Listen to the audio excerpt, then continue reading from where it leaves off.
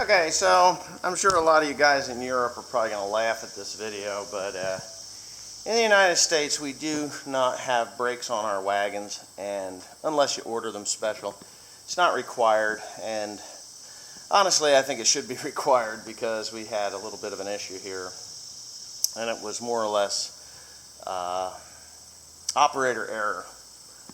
Here in the United States we have, just regular drawbars like this, and you take a hitch pin like this guy here and you drop it through, and a lot of times they are just a safety clip you put in here, which is antiquated and really no other way to put it, dangerous. They're actually just plain dangerous, and they get lost. So I have purchased over the years a few of this style hitch right here, and they're weak. Sometimes they'll break. I have had, or I still have, this style. Hold on a second while I dig this off of here. This style, which I feel is a successful style hitch pin. What happens is it just goes through that pin there and it locks in, and then there's a tang on the top here that you would push and that would open it up. I'm doing this one-handed, but for the most part that is the best style that I have encountered. Unfortunately, I'm finding it increasingly difficult to purchase that style of a hitch pin. Now, I'm not going to name names, but it wasn't me and it wasn't Timothy. But they hooked up my brand new Horst gear here, and they dropped the pin in the hole, and they didn't put that clip in the bottom. Now, with the spring assist lift on these tongues, they bounce going down the road. You hit a bump, a bunk, a bunk, a bunk, and what it did was it blew the pin out the top, and the wagon went out of control down across the field, or not a field, but out across the road, because he was on the road, dug the tongue into the ground, flipping the tongue completely over underneath the wagon and destroying this very rather expensive piece here, which we have had to torch apart to get the tie rod ends out. It also snapped off that tie rod end there and bent that tie rod end there. So I have it's really kind of an eye-opener as to how dangerous, I know how dangerous working around big bales of hay are, and I know how dangerous this system is because I have dealt with it for all my life. The difference is, I know that when you drop a pin in there, you better be putting a safety clip in there, and if you're how should I put it? If you're careless and you don't put that pin in there, you could risk killing someone or yourself. Now, I'm going to show you something else that is, a concern here, and it's on the ground. These are redneck diamonds, aka broken glass. The broken glass is from the window out of the 7410. Now, again, when you have this system, you actually have to get out of the tractor, walk around, walk over to the tongue, pick it up, and place it on the tractor. A lot of times you have to use this little piece there, which pulls the hitch inward instead of outward. It actually pulls it outward when you go ahead, which makes more sense to me, but it's not a tongue extension, it's actually a tongue retractor for this one. So when you pull ahead, it doesn't hyperextend it or anything like that. And but anyway, you have to get between the wagon and the tractor. Well, Cody was unhooking my dad the other day, and he was on a slight hill, and when he pulled the pin, what do you suppose happened? The wagon rolled into the tractor, breaking the back window, and potentially it could have killed Cody by pinning him between the tractor and the wagon. So when you've got like 20, 25 tons, 20 to 20, somewhere around 20 tons of hay on a wagon, these are 24-ton gears, so anywhere between 20 and 25 tons total on these gears. If it pins you between that and a tractor, you're dead. There's just no coming back from that. So what I have decided to do is to actually fix this thing up, which I have the parts for, and I'll show you right over here. I'm putting seals and gaskets back in. Didn't damage any of the bearings or anything, but they're tapered roller bearings in here, so that everything turns nice and smooth. They all have grease zerks in them right here. These are the hammered in ones. These are actually, the guys that put these in did the right job. They didn't just smack them with a ball peen hammer. They put them in properly. So there's no damage on these whatsoever. And what I'm in the process of purchasing is a Bergman speed hitch. Bergman speed hitch. I'm going to buy 2 of them. They're about $400 a piece. And I'll put them on my 7810. 7410 or 7810, whatever loader tractor I have, and that should alleviate all these problems, because you don't have to get out of the tractor. You just back up it, bang, it locks in, and off you go. When you want to unhook, you drop the lift link, the lift arms here, these guys here. You drop these, and that releases the latch on the Bergman hitch, and you drive away and you load the wagon, then you back up. You never have to get in or out. So right now I am putting this thing back together again so that I don't have these issues of attempting to kill someone, whether they're driving down the road and someone hasn't put a pin in, or whether they're unhooking the wagon and it rolls together ahead and pinning you. My dad's 68 years old, and if it was him unhooking it, I don't believe he could have gotten out of the way fast enough to to prevent himself from being killed. Right, Tim? Yes. Stop assuming the position and get that freaking thing fixed. You know what? I'm going to kick you right in the balls just for the fun of it. You know that? You don't want to? Yeah, see, that's the narcissist in me. I'm going to kick you in the balls just to laugh at you, right? No, you're right. I wouldn't do that. Yeah, I'm working on it right now. So anyways, let's get this thing together, and I will keep you updated as we go.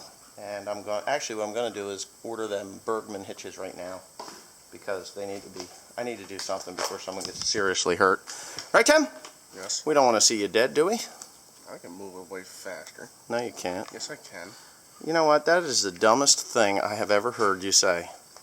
Accidents happen.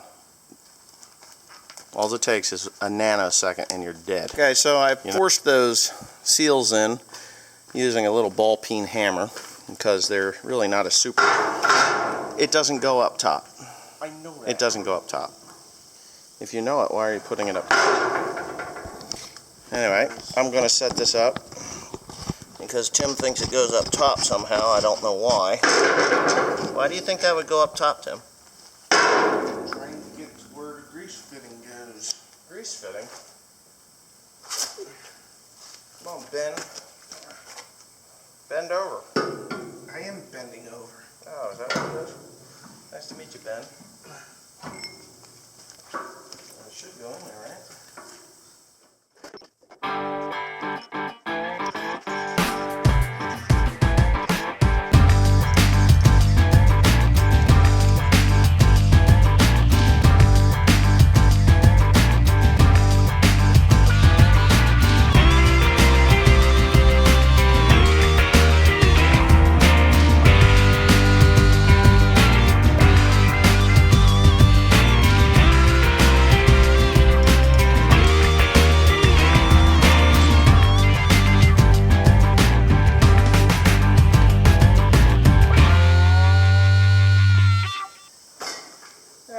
So, I'm putting the new tie rods together. I didn't break the ends or anything.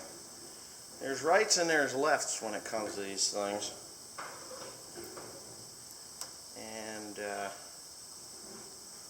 yeah, so when you turn one to the right, it sucks it in and out. Damn! I can't even get this sucker together. Oh well.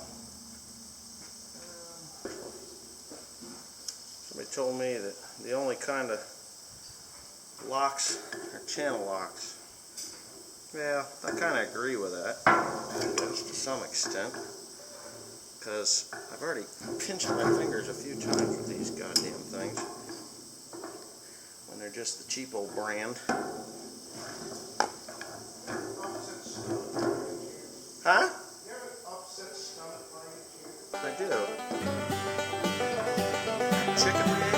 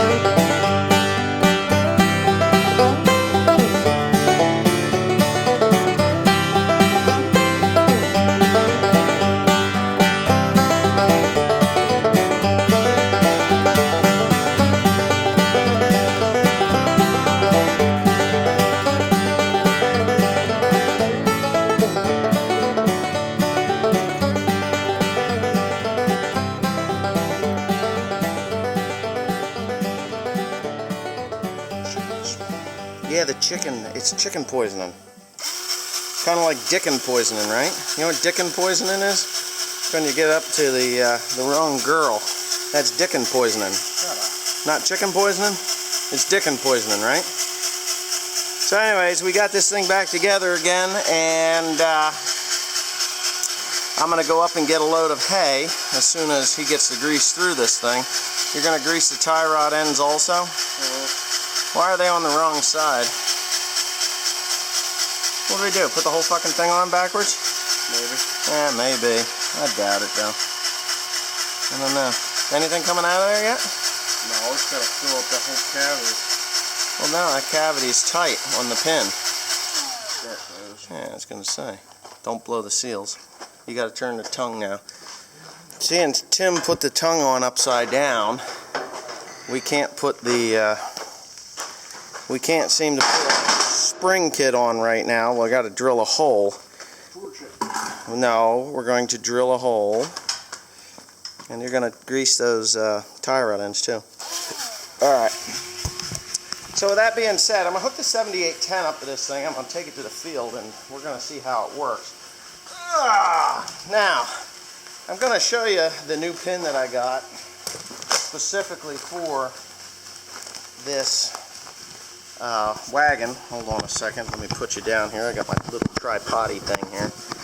I got a new tripod from a fellow in Ringo's, New Jersey. I want to call him D'Angelo, but I'm not 100% sure that that's his name because I'm terrible with names. But anyways, this is a new pin. It is a 1 1/4 inch. And the complaint that I have about this pin is two things. I've broken the mechanism. It has a dual trigger. So like you've got to pull up on this one and push down on that one to get it to release, which is a great idea and everything, but right here, this V design where this thing goes in like so, when you go to pull the pin out, if there's any kind of pressure on it, it'll catch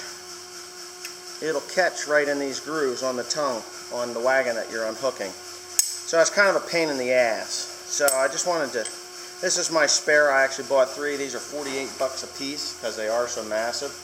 But I did buy a spare because things like this have a tendency to grow legs and walk away. So anyhow, that's where the spare one goes. If you want to steal it, you can come down here and do that.